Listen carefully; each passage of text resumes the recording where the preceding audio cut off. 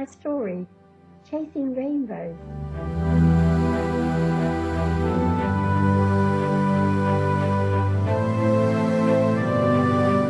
Chapter 2, Nostalgic Moments.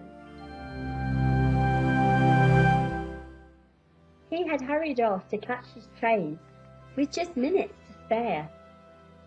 Returning to Plymouth the following afternoon, he had waited for Kathleen for more than an hour, but she had not shown up. Filled with disappointment, he had made his way to the cafe where they had shared a meal the previous day, but she was not there. When he made inquiries at the hotel, they told him that she had left early that morning, and no, she had left no word of where she might be going. Oh, but wait a moment.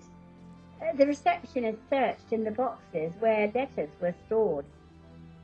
Glancing up, she held out an envelope addressed to Gerald. Would your name happen to be Gerald O'Connell, sir?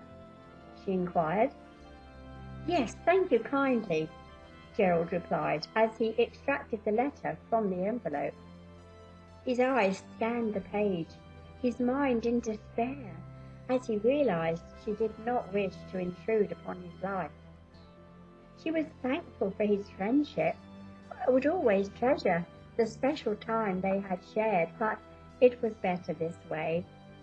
She was sure to find work, and he had his heart set on going to sea. She had signed the letter Kathleen Flanagan. Wearily he had made his way towards the docks, wishing with all his heart that he had more time to search for her. However, the ship was due to sail on the evening tide, and besides, he had no idea of her whereabouts. She had spoken of searching for work in Plymouth, yet for all he knew, she might be miles away by this time. It was sad that she had chosen to part from him so soon. Their friendship had scarcely begun.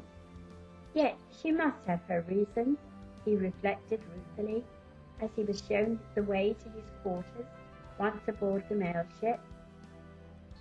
Sweet Irish Kathleen, he thought, so fresh and pretty, so foolish and yet so wise.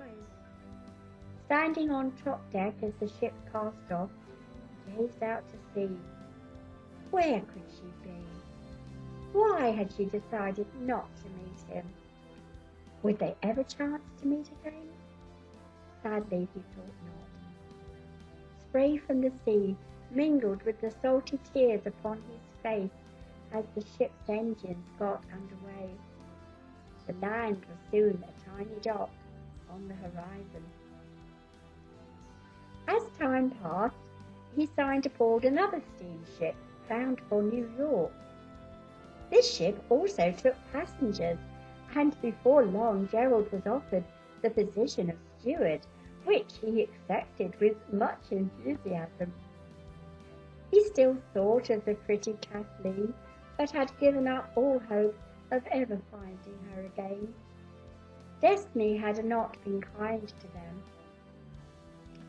Although it could often be rough once they were far out at sea and the huge waves came crashing down upon the deck, Gerald survived. He was often very scared, but soon became used to the way of things. Many of the passengers were sick and stayed in their cabins most of the time.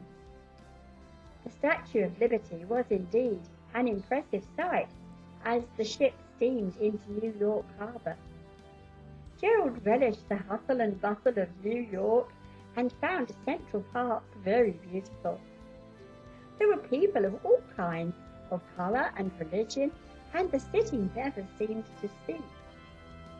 Occasionally he would return on leave to Staverton village, full of interesting tales to relate to Sarah and Patrick. Sarah missed her son whilst he was travelling the seas, but she knew how much he enjoyed his job.